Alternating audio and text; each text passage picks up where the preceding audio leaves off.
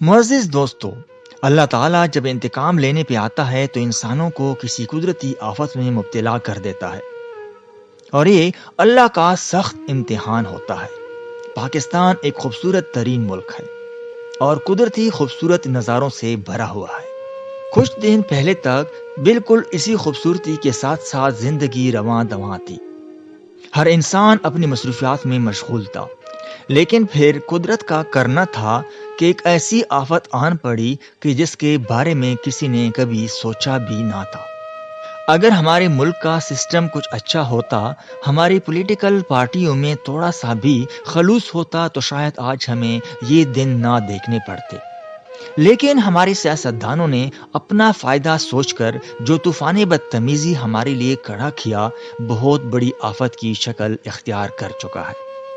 मुअज़्ज़िज़ दोस्तों, ज़ेरे नज़र वीडियो क्लिप्स में आप देख सकते हैं कि कहीं लोगों की लाशें तैर रही हैं और कहीं लोगों के दुकान और घर मुनहदम हो रहे हैं, तो कहीं लोगों की सारी जिंदगी की कमाई हुई रकम से बनने हुई कारोबार मलियामेट हो रहे हैं। कहीं पे ऐसे मंजर हैं कि लोगों के अपने उनके सामने जाने दे रहे हैं।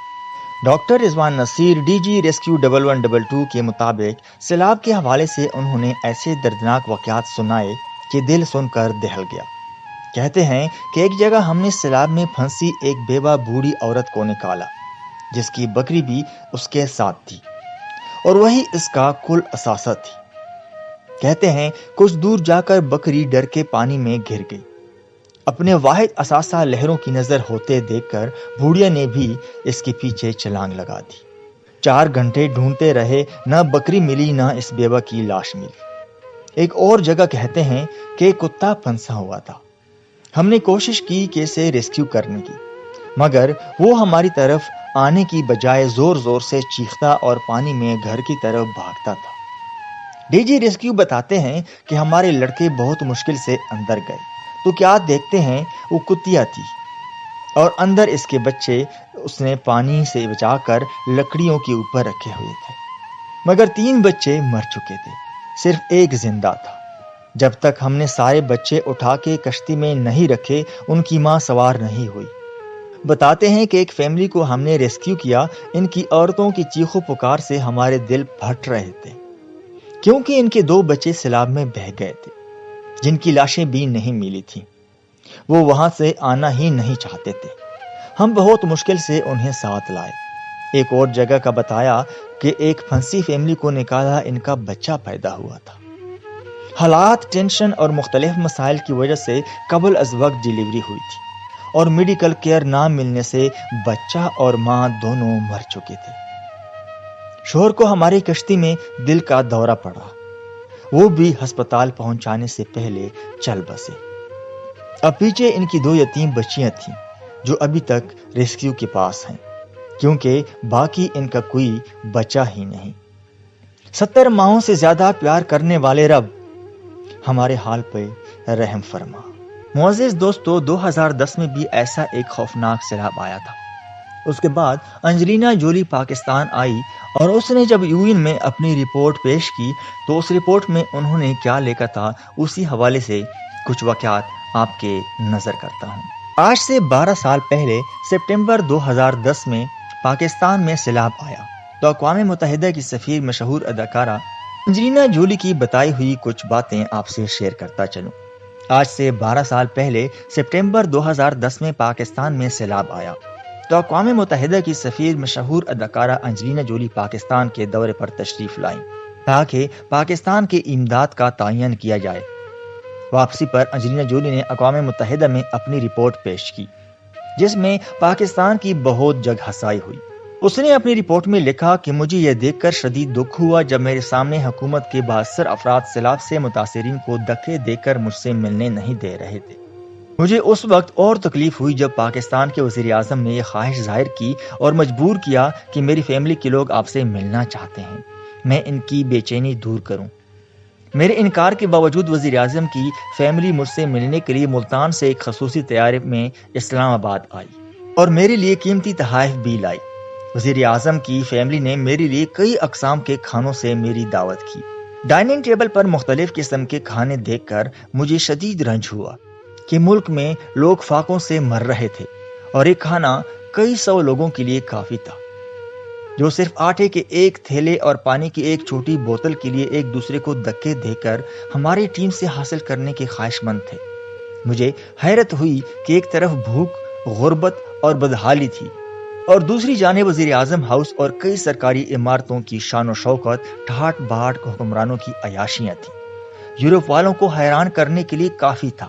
انجلینا جولی نے اقوام متحدہ کو مشورہ دیا کہ پاکستان کو مجبور کیا جائے کہ امداد مانگنے سے پہلے شاہی پروٹوکول، عیاشیاں اور فضول اخراجات ختم کریں۔ اس پورے دورے کے دوران انجلینا جولی پاکستان کے میڈیا اور فوٹو سیشن سے دور رہنا پسند کیا۔ اس بات کو آج 12 سال ہونے کو ہیں اور اس رپورٹ سے پوری دنیا میں پاکستان کا وقار مجروح ہوا، مگر ہم آج بھی اسی روش پہ قائم ہیں۔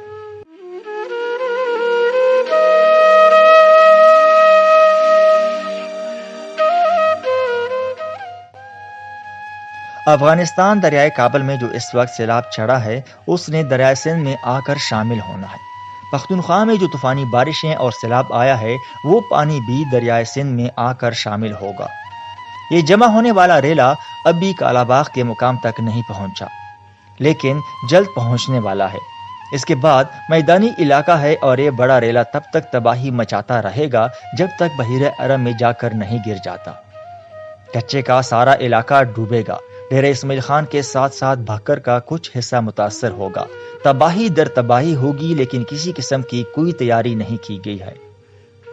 کالا باغ ڈیم ہوتا تو یہ سارا پانی سٹور ہو جانا تھا، لیکن ڈیم بن گئے تو بجلی کے کارخانے لگا کر حکمران تگڑا کمیشن کیسے کمائیں گے، سولر پلیٹ کیسے بیچیں گے؟ یہ سب میٹھا پانی ہے۔ اربوں ڈالر ملیت کا یہ میٹھا پانی اربوں ڈالر ملیت کی تباہی مچاتا ہوا سمندر میں جا گرے گا۔ چند ماہ بعد خشک سالی ہوگی۔ 70 سال سے اسی سیلاب اور خشک سالی کے درمیان جی رہے ہیں۔ ایک کالا باغ ڈیم اربوں ڈالر کا میٹھا پانی بچائے گا، اربوں ڈالر کا نقصان بچائے گا اور اربوں ڈالر کی سستی بجلی الگ سے فراہم کرے گا، مگر افسوس۔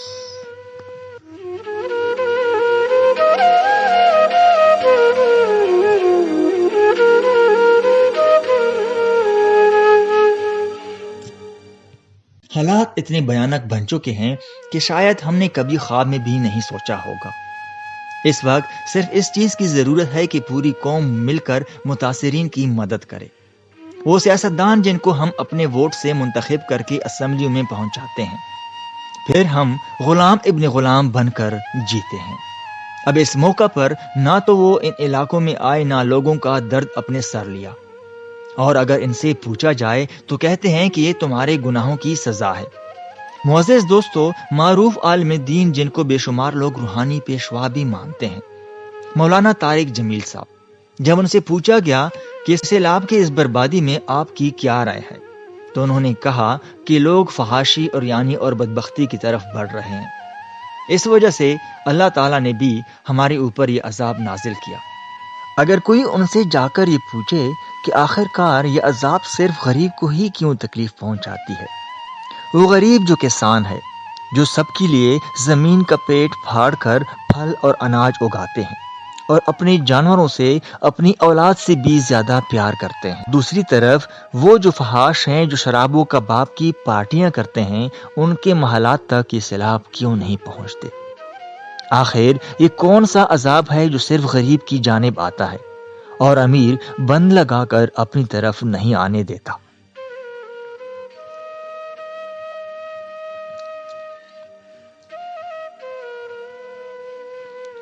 معزز دوستو، یہ ایک ایسا ڈیزاسٹر ہے جس کے لیے دنیا پہلے سے انتظامات کرتا ہے، مگر بدقسمتی سے ہم دنیا کے ایسے خطے میں پیدا ہوئے ہیں جہاں انسانیت نام کی کوئی چیز نہیں ہے۔